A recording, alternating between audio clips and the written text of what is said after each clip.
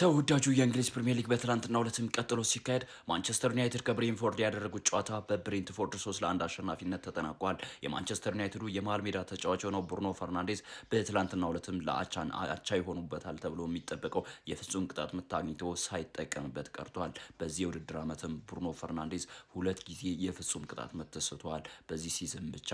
ሌላኛው ሊቨርፑልና ክርስቲያን ፓላስ ያደረጉት ጨዋታ እጅግ የብዙዎችን ቀልብ የሳበ ቢሆንም የኋላ ግን ክርስቲያን ፓላሶች ሊቨርፑሎችን በራሳቸው ቆንጨራ ቆርጠዋቸዋል ማለት ይቻላል። በመጨረሻ በተጨመረው ደቂቃ እንግዲህ ኤዲ ንኬታ በ98ኛው ደቂቃ እንግዲህ ግብ አስቆጥሮ ሊቨርፑል ያሸንፋል ተብሎ ሲጠበቅ እንግዲህ ክርስቲያን ፓላስ ጨዋታውን አሸንፎ ወጥቷል። በኮሚሽን ፊልድ ጨዋታ ክርስቲያን ፓላስ ሊቨርፑልን አሸንፎ ዋንጫ እንደበላ ይታወሳል። ከወራት በፊት ወይ ደግሞ ባለሳሳት ከ2 ወር በፊት ነው ይህ የተደረገው። ትላንትናም እንግዲህ በእንግሊዝ ፕሪሚየር ሊግ ያለመሸነፍ ጉዞውን የሊቨርፑል ያለመሸነፍ ጉዞ ክርስቲያን ፓላስ መግታት ችሏል።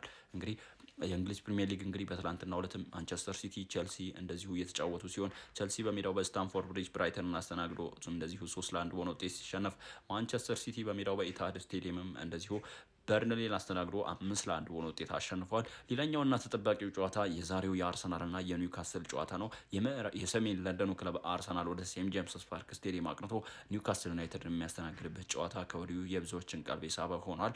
አርሰናል ምናልባት ይህንን ጨዋታ የሚያሸንፍ ከሆነ ከመሪው ሊቨርፑል ጋር ያለው የነጥብ ልዩነትም ወደ 2 ማጥበብ የሚችልበት ምሽት ይሆናል ተብሎ ይጠበቃል። ሚኬል አርቴታም ጨዋታውን ለማሸነፍ ዝግጁ እንደሆኑና የተለያዩ ጉዳት ላይ የነበሩ ተጫዋቾችም ለዛሬው ጨዋታ እጅግ በጣም ዝግጁ እንደሆኑ ሚኬል አርቴታ አስታውቋል። እንደዚህ አይነት አጫጭር ስፖርት መረጃዎች እንዲደርሳችሁ እዚች ጋር ያለችዋን የፕላስ ምልክቷን መጫናችሁን እንዳትረሱ።